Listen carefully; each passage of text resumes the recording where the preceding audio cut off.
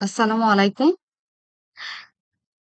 আজকে আমরা দেখব টার্নিটিন নামক একটা প্লাজিয়ারিজম একটা টুলের কিছু কাজ।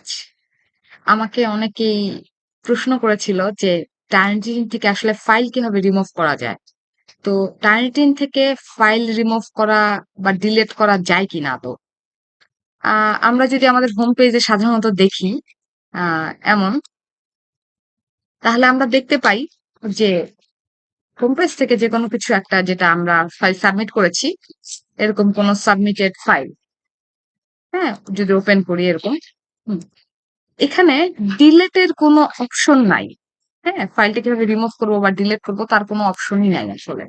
তাহলে আমরা ফাইলটা আসলে ডিলিট করবো কিভাবে? তো ফাইলটা ডিলিট করতে হলে আমার যেটা টেকনিক খাটাতে হবে সেটা হচ্ছে আপনার নট নেসেসারি কোনো ফাইল এখানে আপলোড করে দেন। জাস্ট এই দেখেন আমার ফাইল আপলোড করা আছে, আমি এখানে রিসাবমিট পেপার দেবো। ওকে, জাস্ট এভাবে রিসাবমিট পেপার কনফার্ম করলাম। ওকে, নট নেসেসারি যে কোনো একটা ফাইল আমি এখানে জাস্ট আপলোড করে দিচ্ছি। ওকে, হোয়াটএভার, এই মনে করেন এটা আমার খুব বেশি নেসেসারি ফাইল না, জাস্ট আমি সেটা আপলোড করে দেব। ওকে, তাহলে আমার প্রিভিয়াস ফাইলটা রিপ্লেস হয়ে যাবে।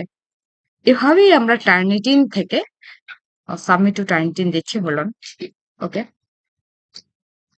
এটা আপলোড হয়ে গেছে, আগে আমরা একটু দেখি। ওকে, এভাবেই আমরা আমাদের প্রিভিয়াস ফাইলটা রিমুভ করতে পারবো নতুন একটা ফাইল রিপ্লেসের মাধ্যমে। এছাড়া ডিলেটের কোনো অপশন নাই। আশা রাখি টিউটোরিয়ালটা আপনাদের অনেক হেল্পফুল হবে। ধন্যবাদ। আসসালামু আলাইকুম।